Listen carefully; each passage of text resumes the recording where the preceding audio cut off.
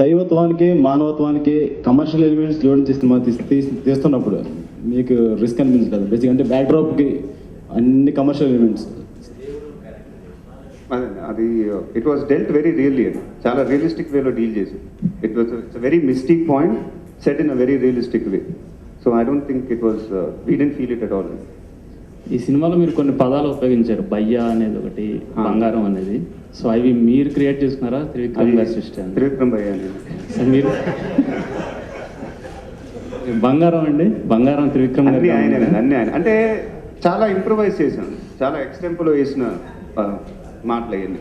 అంటే ఫస్ట్ ఆయన రాసింది ఒక కంటెంట్ రాస్తారు, లొకేషన్కి వెళ్ళినప్పుడు షూట్కి వెళ్ళినప్పుడు ఎక్కడో భయ్య అని పిలిచాడు, చూసేవాడు బాగుంది కదండి అది వాడేద్దాం సినిమాలో, అలా వాడేసిందండి భయ్య. అయితే అది బాగుంది కదండి దాన్ని వదల్లా, కన్సిస్టెంట్గా సినిమా ఎండ్ దాకా మెయింటైన్ చేసి.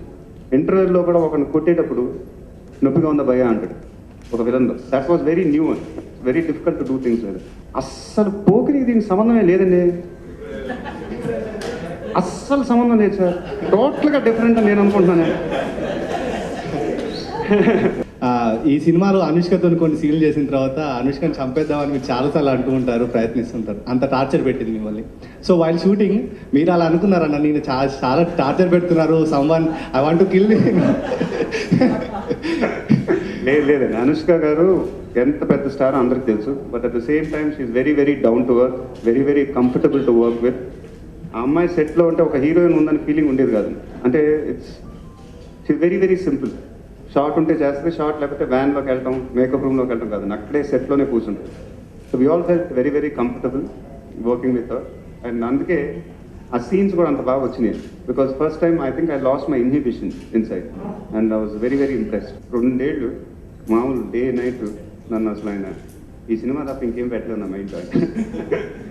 ఎవ్రీ డే అంటే గౌతమ్ ఈవినింగ్ 5:36 ఆడుకోవడానికి క్లబ్కి వెళ్తాడు, Jubilees club.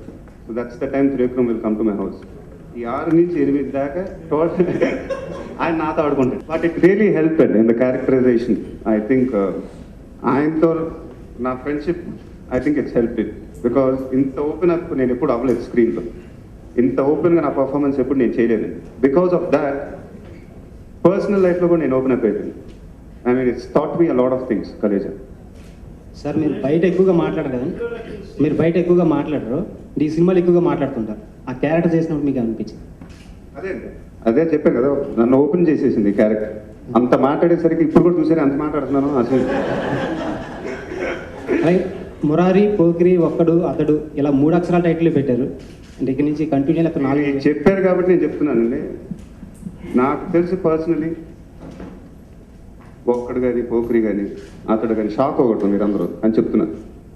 They are all very convenient performances, very very easy performances as far as I'm concerned as an actor.